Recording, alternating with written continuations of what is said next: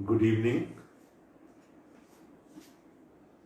हमारा सिलसिला वही है, पौलुस रसूल का दूसरा खत करंथस की कलीसिया के नाम, जिस पर हम आज की शाम भी गौर करेंगे। और आज हमारे सामने चौथा बाब है और इतना पावरफुल है ये बाब कि अगर इसकी एक एक आयत करके भी मैं इसको बयान करना शुरू करूं तो कम होगा। और इसलिए मैं इस पूरे बाब को आज आपके सामने नहीं रखूंगा और हम पहली 6 आयत पर ही इक्तिफा करेंगे। 2 Corinthians chapter 4 and the first 6 verses। बस जब हम पर ऐसा रहम हुआ कि हमें ये खिदमत मिली तो हम हिम्मत नहीं हारते, बल्कि हमने शर्म की पोशीदा बातों को तर्क कर दिया और मक्कारी की चाल नहीं चलते, ना खुदा के कलाम में आमेज़िश करते हैं, बल्कि हक जाहिर करके खुदा के रूबरू हर एक आदमी के दिल में अपनी नेकी बिठाते हैं। और अगर हमारी खुशखबरी पर पर्दा पड़ा है तो हलाक होने वालों ही के वास्ते पड़ा है, यानी उन बेईमानों के वास्ते जिनकी अक्लों को इस जहां के खुदा ने अंधा कर दिया है, ताकि मसीह जो खुदा की सूरत है उसके जलाल की खुशखबरी की रोशनी उन पर ना पड़े। क्योंकि हम अपनी नहीं बल्कि मसीह यस्सु की मुनादी करते हैं कि वो खुदावंद है, और अपने हक में ये कहते हैं कि यस्सु की खातिर तुम्हारे गुलाम हैं। इसलिए खुदा ही है जिसने फरमाया कि तारीकी में से नूर चमके, और वही हमारे दिलों में चमका ताकि खुदा के जलाल की पहचान का नूर यस्सु मसीह के चेहरे से जलवा कर हो। खुदा के कलाम का पढ़ा और सुना जाना हम सब के लिए बायस बरकत हो। पौलुस का किरदार क्वेश्चन में था। पौलुस के किरदार पर सवाल उठाए जा रहे थे। उसको अनरिलायबल यानी ये कहा गया कि वो किसी भरोसे के काबिल नहीं है, वो माली तौर पर दयानतदार नहीं है, चंदे जमा करके उसको देना अच्छी बात नहीं है। और चूंकि वो शादीशुदा नहीं था तो हरामकारी की तरफ से भी उस पर इल्ज़ाम लगाए गए, जिसका जवाब वो देता चला आया है। उसने पहले बाब में ये कहा कि हम तुम्हारे दरमियान जिस तरह से हमने ज़िंदगी गुजारी, वो 1.5 साल जो मैं तुम्हारे दरमियान रहा, क्या कोई मुझ पर उंगली उठा सकता है कि मैंने ऐसी कोई बात की हो जिससे कि मेरे किरदार पर कोई हर्फ आए, या उस इंजील पर कोई हर्फ आए जो मैंने तुमको सुनाए। मैंने आपको कल या शायद परसों कहा था कि अगर बात सिर्फ पौलुस की अपनी जात की होती तो वो इतना तरद्दुद ना करता, वो करंथियों को कब का भूल चुका होता कि वो कौन है जो मुझ पर उंगलियां उठाते हैं।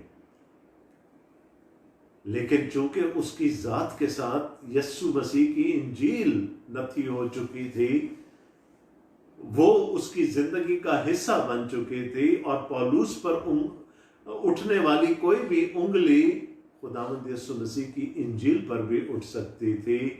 इसलिए पौलुस इतना तरद्दुद करता है कि वो अपना दिफा कर रहा है, और ना सिर्फ वो अपना दिफा कर रहा है, वो खुदावंद यस्सु मसीह की इंजील का भी दिफा कर रहा है।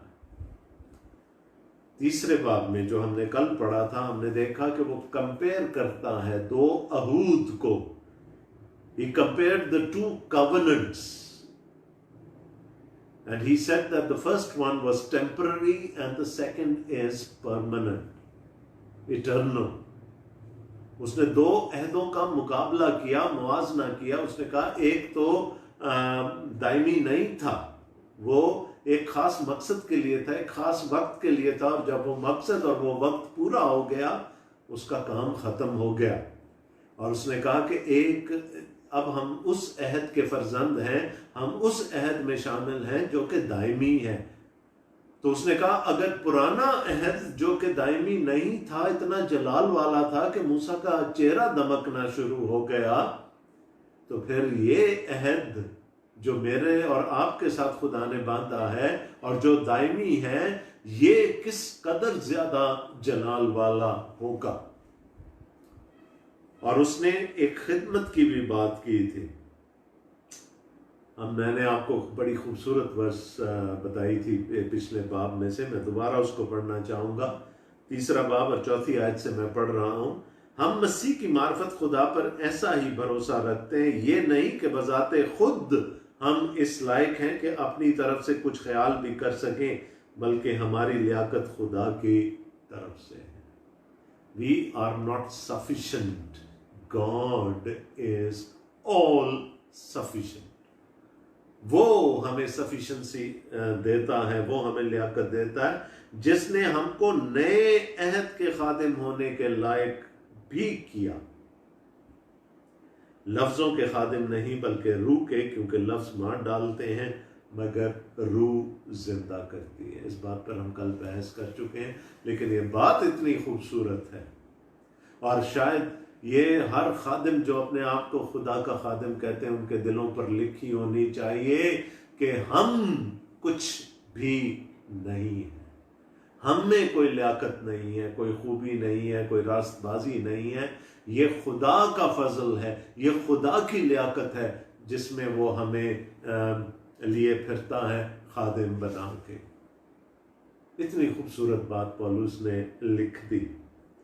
اب 4 باب میں بھی وہ اسی بات کو ابھی آگے لے کر چل رہا ہے۔ پس، اور یہ ہمیں سکھایا گیا اور ہم بھی سکھاتے ہیں کہ جہاں لفظ پس آ جائے گا، therefore آ جائے گا، تو وہ نتیجہ ہے اس سے پہلے جو بحث ہو چکی، جو 3 باب تھا یا اس سے پہلے کے تینوں ابواب کا نچوڑ اب وہ ہمارے سامنے رکھنے کی کوشش کر رہا ہے۔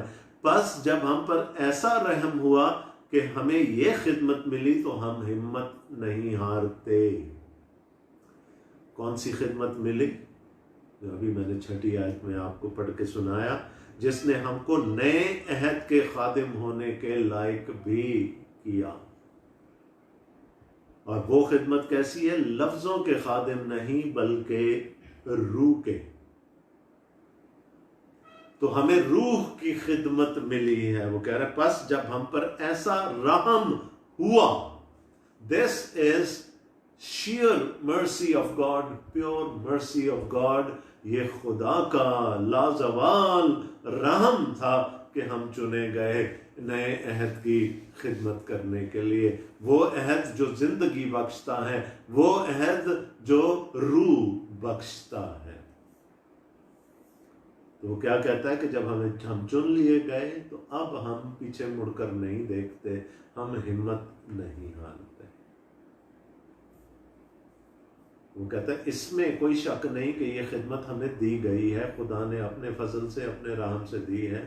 ہم کوشش کر سکتے ہیں کہ اس کو بہتر سے بہتر طریقے سے اس خدمت کو پورا کر سکیں۔ بلکہ ہم نے شرم کی پوشیدہ باتوں کو ترک کر دیا اور مکاری کی چال نہیں چلتے، نہ خدا کے کلام میں آمیزش کرتے ہیں، بلکہ حق ظاہر کر کے خدا کے روبرو ہر ایک آدمی کے دل میں اپنی نیکی بٹھاتے ہیں۔ دیکھو مجھ پر الزام لگاتے ہو نا حرام کاری کا، تو مجھ پر تو خدا نے رحم کیا، مجھے چن لیا۔ تو اب اگر میں یہ سارا کچھ ہوتے ہوئے چنے جانے کے بعد یہ سارے کام کروں گا، شرم کی بات کو یہاں پر کر رہا ہے، تو پھر تو میں خادم نہیں رہ سکتا۔ یہ دونوں چیزیں آپس میں میل نہیں کھاتی۔ ہم نے شرم کی پوشیدہ باتوں کو ترک کر دیا اور مکاری کی چال نہیں چلتے۔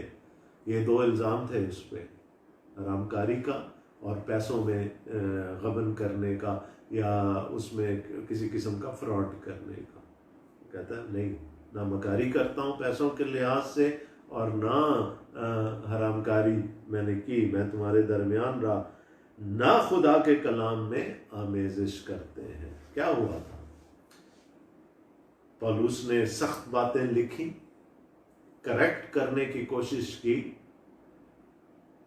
اور لوگوں کو پسند نہیں آیا. انہوں نے کہا یہ انجیل، یہ کلام قبول کرنے کے لائق نہیں ہے، یہ تو ہمارے دلوں کے حال کھول کر بیان کر رہا ہے، یہ تو وہ کام بیان کر رہا ہے جو ہم کہیں چھپ کر کرتے ہیں.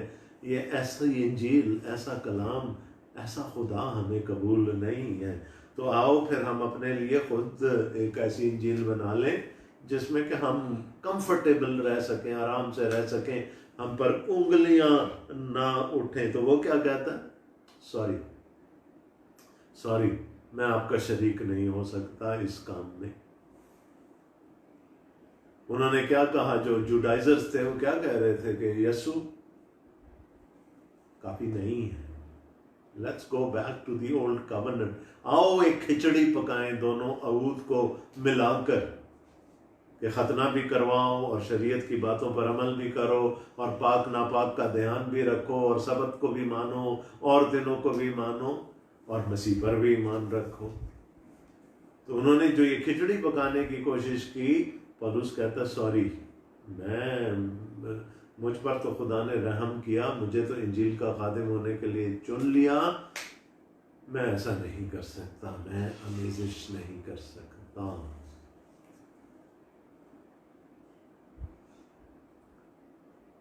آمیزش کرتے ہیں بلکہ حق ظاہر کر کے خدا کے روبرو ایک آدمی کے دل میں اپنی نیکی بٹھاتے ہیں. We cannot tamper with the word of God.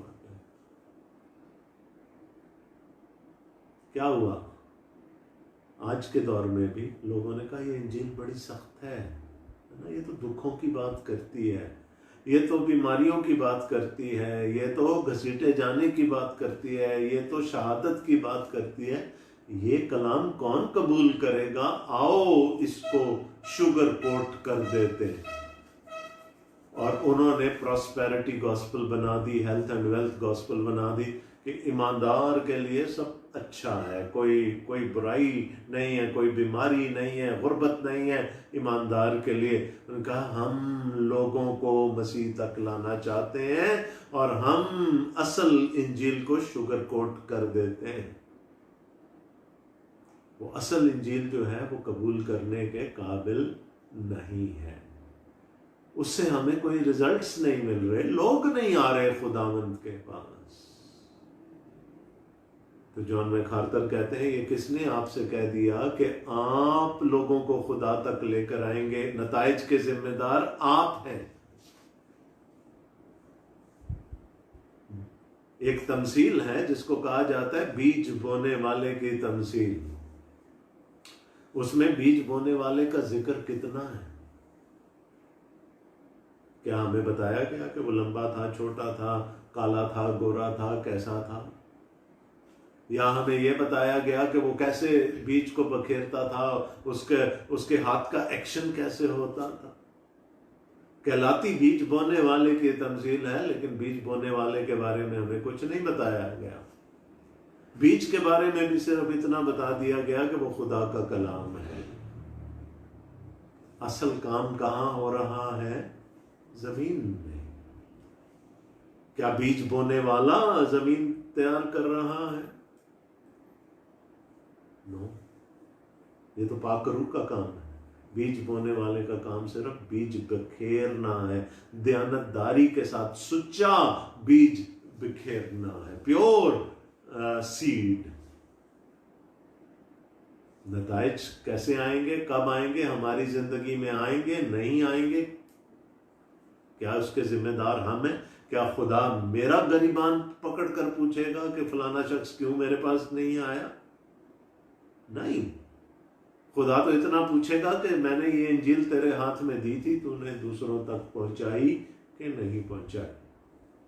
آگے کیا ہوتا ہے؟ آئی am not responsible for it. یہ خدا کا کام ہے، نتائج کی ذمہ داری مجھ پر نہیں ہے. تو اگر نتائج حاصل کرنے کے لیے میں خدا کے کلام میں آمیزش کرتا ہوں تو پھر شاید مجھ سے بڑا بے وقوف اور کوئی نہیں ہوگا. خدا کا کلام کڑوا لگ سکتا ہے. نبیوں کو کہا گیا کھا لے، ہے نا، اس کو کھا لے، تمہار دیا گیا، کتاب دی گئی کھا لینے کے لیے، جو پیٹ میں جا کر کڑوی ہو گئی۔ تو خدا کا کلام جیسا ہے اس کو ویسا ہی پیش کرنے کی ضرورت ہے، انجیل جیسی ہے اس کو ویسے ہی پیش کرنے کی ضرورت ہے۔ نہ ہمارے پاس اختیار ہے اور نہ ہمیں کرنا چاہیے کہ ہم اس کو بدلنے کی کوشش کریں۔ پولس کہتا ہے میں بھی نہیں کرتا، دوسرے لوگوں کی کمفرٹ کی خاطر میں خدا کے کلام کو چینج نہیں کر سکتا، میں بدل نہیں سکتا۔ اس نے کہا نتائج کی بات کرتے ہو نا کہ نتائج نہیں آ رہے، تو نتائج کیوں نہیں آ رہے پھر وہ ہمیں یہ بھی بتاتا ہے، اور اگر ہماری خوشخبری پر پردہ پڑا ہے تو ہلاک ہونے والے ہی کے واسطے پڑا ہے۔ جس نے ہلاک ہونا ہے وہ انجیل کو قبول نہیں کرے گا، چاہے وہ سچی انجیل ہو، پیور ہو، یا اس میں آمیزش کر دی گئی ہو۔ جس نے ہلاک ہونا ہے وہ خدا کے کلام کو، خدا کی انجیل کو، انجیل کے پیغام کو کبھی بھی قبول نہیں کرے گا۔ اور یہ کون ہے ہلاک ہونے والا؟ وہ یہ بتا رہا ہے یعنی ان بے ایمانوں کے واسطے جن کی عقلوں کو اس جہاں کے خدا نے اندھا کر دیا ہے، تاکہ مسیح جو خدا کی صورت ہے اس کے جلال کی خوشخبری کی روشنی ان پر نہ پڑے۔ دیکھیں ابلیس نہیں چاہے گا کہ کسی کی نوبت توبہ تک پہنچے۔ ابلیس چاہے گا کہ ہر ایک گمراہی کی حالت میں رہے، وہ انجیل کے پیغام کو قبول نہ کرے اور ہمیشہ کی زندگی نہ پائے۔ لیکن کیا ابلیس خدا کو روک سکتا ہے؟ نہیں۔ کیا خدا کے بیٹے کو روک سکتا ہے؟ کیا اس کو روک سکا صلیب پر چڑھنے سے؟ کوشش بہت کی اس نے، نہیں۔ نجات کا سارا بندوبست ہو گیا، ابلیس اس کو روکنا چاہتا تھا لیکن نہیں روک پایا۔ کیا ابلیس خدا کے کلام کے پرچار کو روک سکتا ہے؟ انجیل کے پرچار کو روک سکتا ہے؟ پریچنگ کو روک سکتا ہے؟ نہیں۔ کیا وہ پولس جیسے سچے خادموں کو انجیل، سچی انجیل سنانے سے روک سکتا ہے؟ نہیں۔ پولس بھی سنا رہا تھا، دوسرے رسول بھی سنا رہے تھے، آج بھی جو خدا کے سچے خادم ہیں وہ سچی انجیل سناتے ہیں۔ ابلیس ان کو نہیں روک سکتا۔ کہاں رکاوٹ کہاں پیدا کر سکتا ہے؟ اور وہ ہے، کیا لکھا ہے؟ بے ایمانوں کے واسطے جن کی عقلوں کو اس جہاں کے خدا نے اندھا کر دیا ہے۔ وہ ان لوگوں پر اپنا اختیار ثابت کرنے کی کوشش کرتا ہے جو دنیا دار ہیں، جو اندھے ہیں، جو کوتاہ نظر ہیں، ان کے ذہنوں کو اپنے کنٹرول میں کر لیتا ہے، تاکہ کیا ہو؟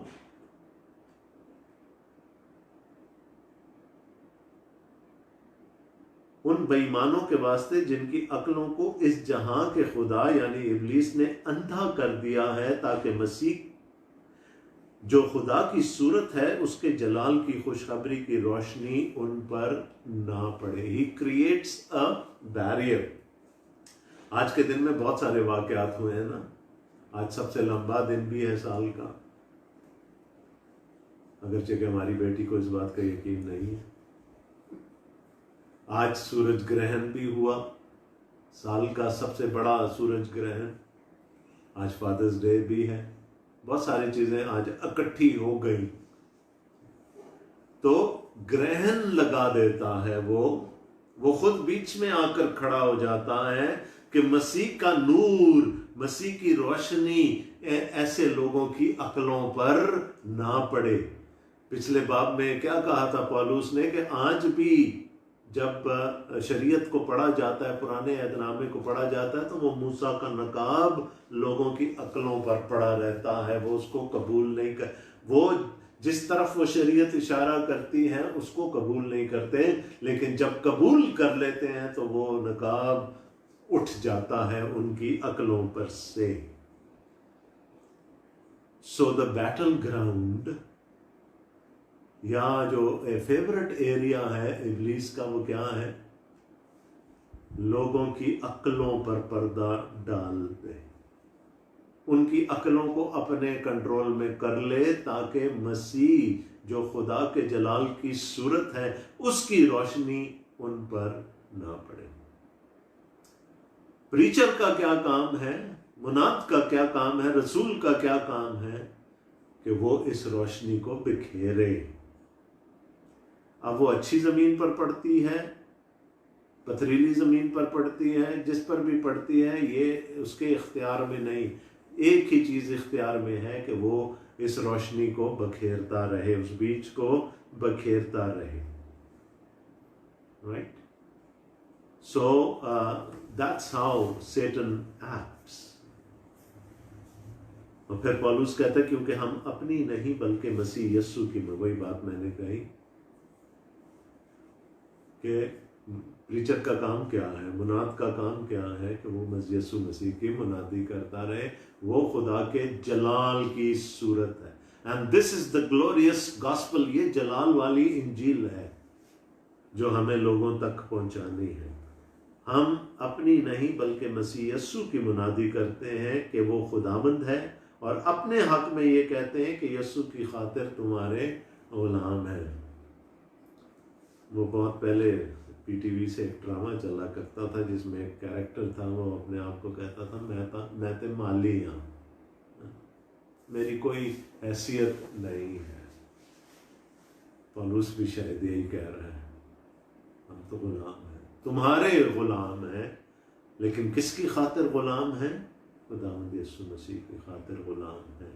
تو ابلیس کا حربہ کیا ہے؟ ذہنوں کو اپنے قبضے میں کر لینا، ان پہ پردہ ڈال دینا، ان کو جکڑ لینا۔ کیوں جکڑ لینا؟ کہ مسیح کا جلال، مسیح کی روشنی ان پر نہ پڑے۔ وہ اپنوں میں آیا اور اس کے اپنوں نے اسے قبول نہ کیا۔ کیوں قبول نہ کیا؟ کیونکہ ابلیس نے ان کی عقلوں پر تالے لگا دیے تھے۔ چھٹی آیت بہت خوبصورت ہے، اس لیے خدا ہی ہے جس نے فرمایا کہ تاریکی میں نور چمکے۔ دیکھیں، اب سمجھنے کی کوشش کریں، میرے انجیل سنانے سے نور نہیں چمکے گا۔ I am not responsible for results, کام ہے میرا کہ میں انجیل سناؤں۔ اب وہ ہمیں لے جا رہا ہے پری کریشن، یعنی تخلیق سے پہلے، اس لیے کہ خدا ہی ہے جس نے فرمایا کہ تاریکی میں سے نور چمکے۔ جب تاریکی تھی، زمین کے گہراؤ پر اندھیرا تھا، کچھ بھی نہیں تھا، اس وقت خدا نے کہا کہ روشنی ہو جا، اور روشنی ہو گئی۔ کوئی اس روشنی کو روک سکا؟ چاہے گرہن بھی لگ جائے جیسے آج تھا، وہ روشنی آج بھی قائم ہے۔ تو پھر کیا ہے؟ اور وہی ہمارے دلوں میں چمکا تاکہ خدا کے جلال کی پہچان کا نور یسوع مسیح کے چہرے سے جلوہ کرو۔ تو وہ جو لوگوں کے ذہنوں پر ابلیس نے تالے لگا دیے ہیں، پردہ ڈال دیا ہے، اس کو کون ہٹائے گا؟ خدا۔ جس طرح خدا نے اس اندھیرے میں، اس وقت جب زمین کے گہراؤ پر تھا، کہا کہ روشنی ہو جا، اور روشنی ہو گئی۔ وہ خدا ہی ہے جو آج حکم دیتا ہے تو لوگوں کے ذہنوں سے پردے اٹھ جاتے ہیں، اور جب پردے اٹھ جاتے ہیں تو پھر مسیح کا جلال ان کو نظر آتا ہے، تاکہ خدا کے جلال کی پہچان کا نور یسوع مسیح کے چہرے سے جلوہ گر ہو۔ سوچیں، خدا نے حکم دیا، پردہ اٹھ گیا، نظر کون آیا؟ یسوع مسیح۔ وہ اس کے جلال کا پرتاؤ ہے، اس کے ذات کا نقش ہے، عبرانیوں کا مصنف کہتا ہے۔ میں نے کہا تھا یہ پورا باب میں ایک سٹنگ میں نہیں کر سکتا، اٹس ٹو پروفاؤنڈ. ساری خدمت پولس رسول نے کھول کر رکھ دی. خدمت ہے کیا؟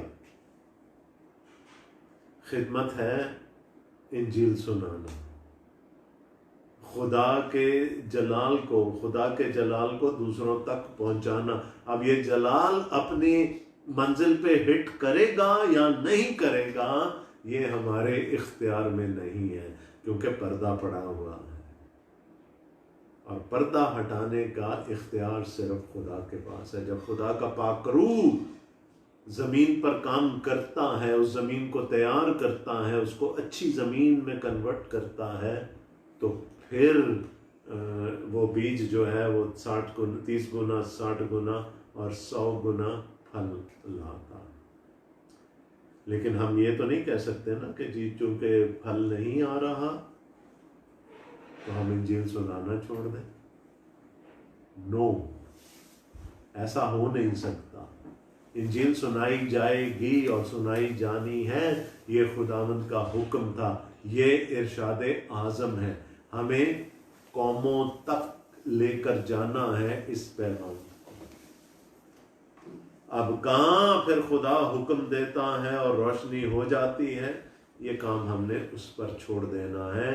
نتائج کے ذمہ دار میں اور آپ نہیں ہیں. اگر ہم حساب کرنے بیٹھ گئے، کم از کم جس عمر میں میں جا رہا ہوں، اگر میں حساب کرنے بیٹھ گیا، میں نے تو اتنے لوگوں کو کلام سنایا تھا، حاصل وصول تو کچھ نہیں ہوا، اور میں ڈپریس ہو کر بیٹھ جاؤں، تو اس سے کام نہیں ہوگا. جو چیز میرے اختیار میں ہی نہیں ہے، میں اس کے لیے کیسے جواب دہ ہو سکتا ہوں، خدا کو یا اپنے آپ کو؟ میرا کام ہے جو خدمت ملی، اور وہ خدمت کس طرح سے ملی ہے؟ خدا کے رحم سے، مرسی آف گاڈ.